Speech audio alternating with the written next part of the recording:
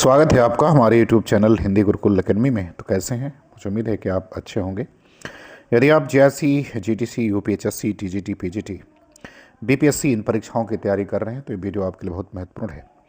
यदि आप चैनल को पहली बार देख रहे हैं तो इसको सब्सक्राइब कर लें, और यदि आपने सब्सक्राइब किया है तो आप वीडियो को लाइक ज़रूर करें और आप वीडियो को पूरा देखें। आपको महत्वपूर्ण प्रश्न जो है इस वीडियो से ज़रूर मिलेंगे। तो चलिए शुरू करते हैं आज की क्लास।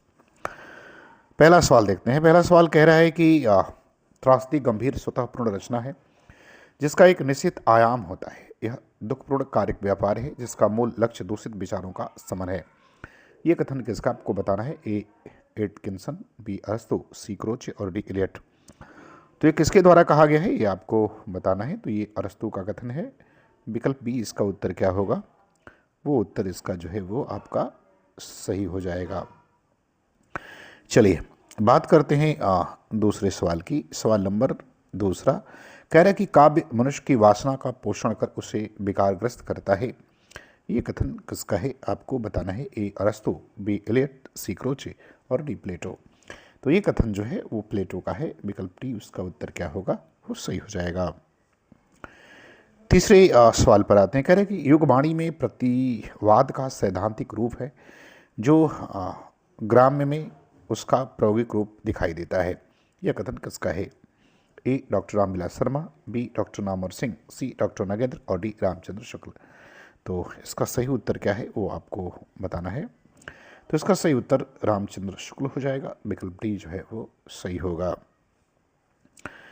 सवाल नंबर चौथे पर आते हैं। चौथा सवाल कह रहा है कि मन जरित विश्व में यौवन के जगकर जगकापिक मत वाली निज अमर प्रणय स्वर मदिरा से भर दे फिर नौ युग की प्याली। यह पंक्ति किस कविता से उद्धृत है? ए परिवर्तन, बी आत्मिका है। ये आत्मिक नहीं है, इसकी नाम आत्मिका है। सी ग्राम्या और डी द्रुत झरो जगत के जीर्णपत्र। तो ये किस कविता से ली गई है ये आपको बताना है। तो ये ली गई है विकल्प डी सही हो जाएगा, द्रुत झरो जगत के जीर्णपत्र से।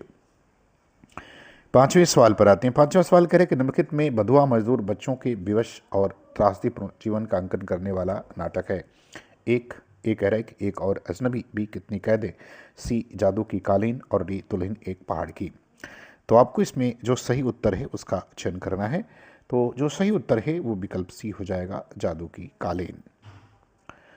छठवें सवाल पर आते हैं। छठवां सवाल करें कि निम्नलिखित में रामदेव शुक्ल की कहानी नहीं है। ये आपको बताना है। ए बेसहारा, बी पतिव्रता, सी अपहरण और डी तमाशबीन। तो जो कहानी रामदेव शुक्ल के द्वारा लिखित नहीं है उसके बारे में आपको बताना है।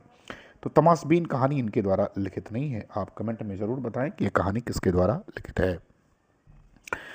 सातवें सवाल पर आते हैं। सातवां सवाल कह रहे हैं कि कला प्रकृति का अनुकरण करती है। ये कथन किसका है?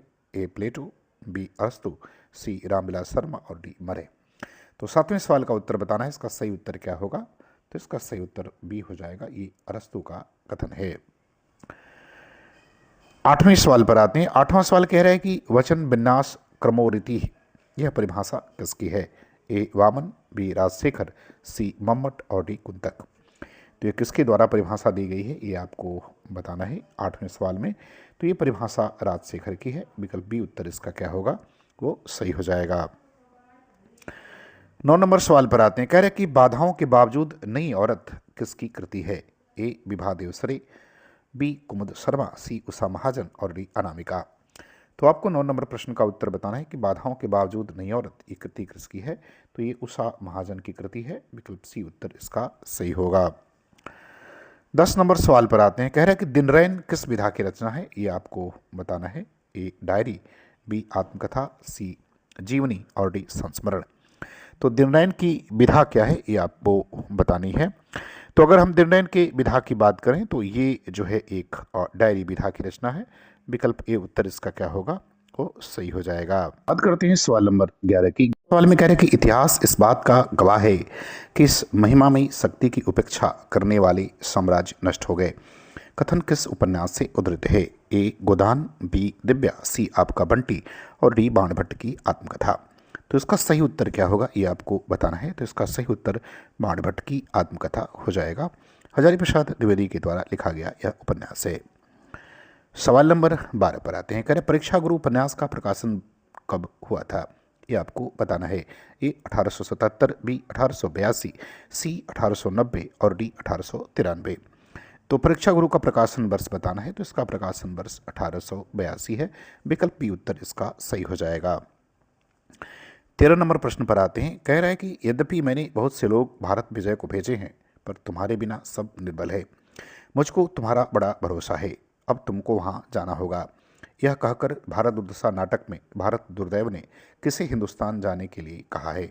ए सत्यनाथ फौजदार, बी आलस्य, सी मदिरा और डी अंधकार। तो इसका सही उत्तर क्या होगा? तो इसका सही उत्तर अंधकार हो जाएगा। विकल्प डी सही होगा।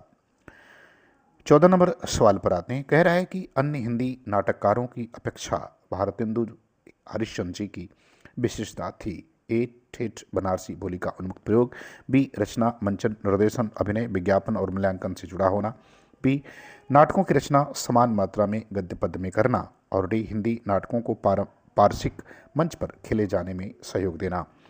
तो इसका सही उत्तर क्या है वो आपको बताना है।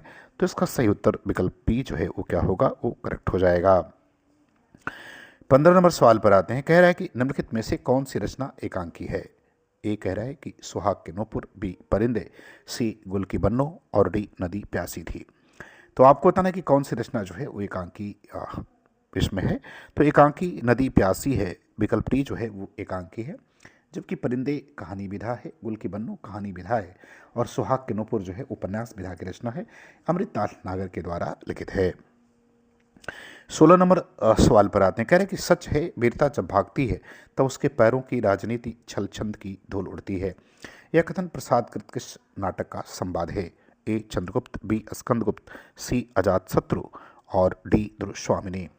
तो आपको बताना है कि इनके किस नाटक का यह संवाद है। तो ये उनके नाटक दुर्स्वामिनी का संवाद है। विकल्प डी इसका उत्तर क्या होगा? वो जो है वो सही हो जाएगा। और यह कथन इस नाटक में मंदाकिनी के द्वारा कहा गया है। बात करते हैं सवाल नंबर 17 की। करें कि निम्नलिखित में कौन कार्यावस्था के अंतर्गत नहीं है? ए प्रयत्न, बी प्रत्याशा, सी फलागम और डी उत्पाद्य। तो जो कार्यावस्था के अंतर्गत नहीं है उसके बारे में आपको बताना है। तो उत्पाद्य जो है वो कार्यावस्था के अंतर्गत नहीं आता है। प्रारंभ, प्रयत्न, प्रत्याशा, नियताप्ति और फलागम ये जो है वो कार्यावस्था के अंतर्गत जो है वो आते हैं।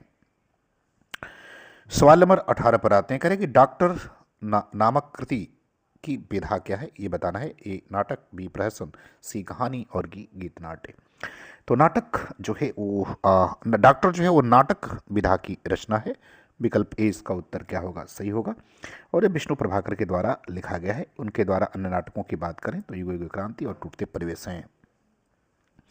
19 नंबर सवाल पर आते हैं। कह रहे हैं कि अंधा युग नाटक के अंक शीर्षकों का सही अनुक्रम क्या है ये बताना है। ए करें कौरव नगरी, आत्म अश्वत्थामा का सत्य, पशु का उदय, गांधारी का साप। बी करें कौरव नगरी, पशु का उदय, गांधारी का साप, आत्म अश्वत्थामा का अर्धसत्य। सी करें कि पशु का उदय, कौरव नगरी, अश्वत्थामा का अर्धसत्य, गांधारी का साप। डी करें कौरव नगरी, पशु का उदय, अश्वत्थामा का अर्धसत्य और गांधारी का साप। तो इसमें कौन सा सही हो जाएगा वो आपको जो है बताना है।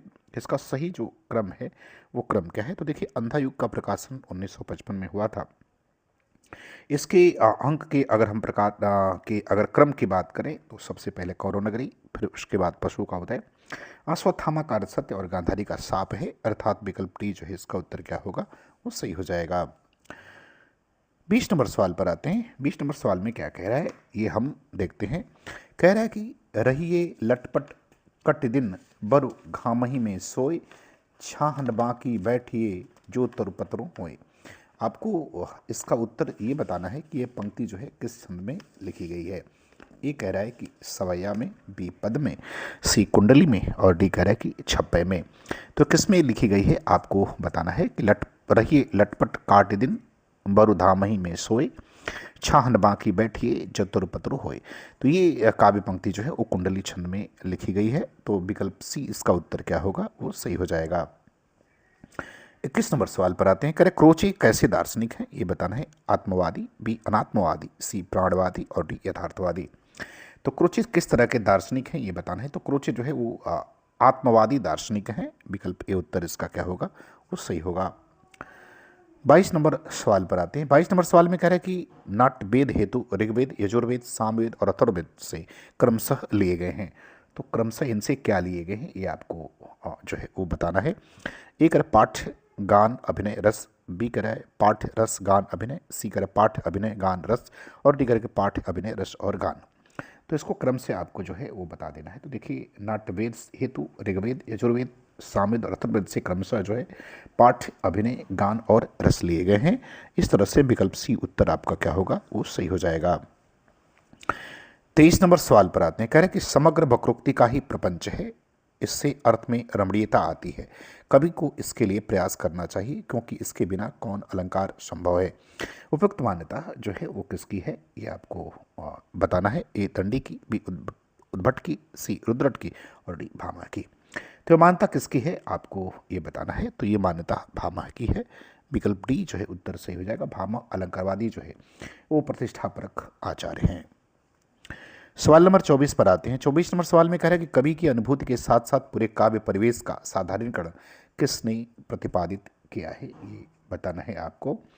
ए कह रहा है कि आचार्य नंदुलारे वाजपेयी ने, बी बाबू श्याम सुंदर दास ने, सी डॉक्टर नगेंद्र ने और डी बाबू गुलाब राय ने। तो इसका उत्तर जो है आपको बताना है कि इसका सही उत्तर क्या हो जाएगा। तो इसका सही उत्तर डॉक्टर नगेंद्र हो जाएगा। सवाल नंबर 25 पर आते हैं। कह रहे हैं कि भारत बंधु पत्रिका का संपादन कौन करता था। ए तोताराम, बी सदानंद, सी प्रताप नारायण मिश्र और डी बनारसी दास चतुर्वेदी। तो बताना है इस पत्रिका के बारे में। तो देखिए भारत बंधु पत्रिका का संपादन तोताराम करते थे। तो विकल्प ए इसका उत्तर क्या होगा वो सही हो जाएगा। इस पत्रिका का प्रकाशन वर्ष 1876 अलीगढ़ से है और एक साप्ताहिक पत्रिका थी। तो मुझे उम्मीद है कि वीडियो आपको पसंद आएगी। आपको अच्छा लगे तो आप चैनल को सब्सक्राइब जरूर करें। पूरा वीडियो देखने के लिए आपका बहुत बहुत धन्यवाद।